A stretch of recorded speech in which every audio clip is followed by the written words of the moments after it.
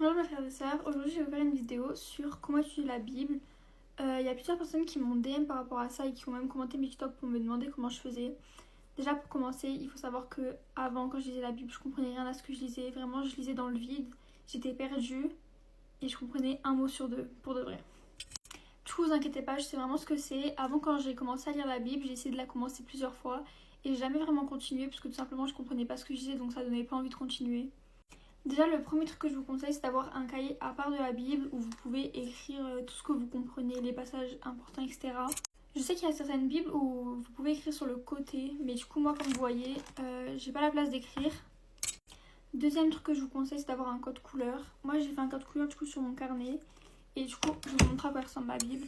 Et voilà, du coup, avec le code couleur, à quoi ressemble ma Bible. Et vraiment, ça aide vraiment à beaucoup mieux comprendre. Et du coup, pour méditer des versets de la Bible ou des passages, j'utilise la méthode SOAP.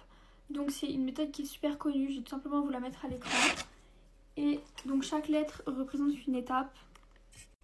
Du coup, le S, c'est pour scripture, donc vous allez tout simplement mettre le passage que vous êtes en train d'étudier.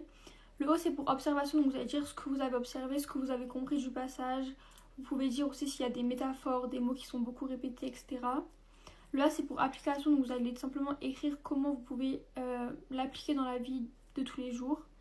Et le B, c'est pour prière, donc vous allez simplement écrire une prière pour demander à Dieu de vous aider à appliquer. Après, du coup, bien sûr, il y a plein d'autres méthodes d'étudier la Bible, mais là, c'est la méthode que j'utilise.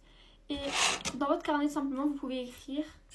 Moi, parfois, simplement, j'écris juste le passage du verset et je dis tout simplement ce que j'ai compris. Vous n'êtes pas obligé de faire la méthode à chaque fois si vous n'avez pas grand chose à dire. Mais en tout cas, cette méthode, je l'utilise beaucoup quand ça parle de péché. Donc, j'explique comment je peux essayer d'appliquer ça dans ma vie de tous les jours pour arrêter ce péché, des prières et de le passage qu'il dit et ce que l'on comprend. Du coup, merci d'avoir écouté et j'espère que ça vous aura plu. Bisous!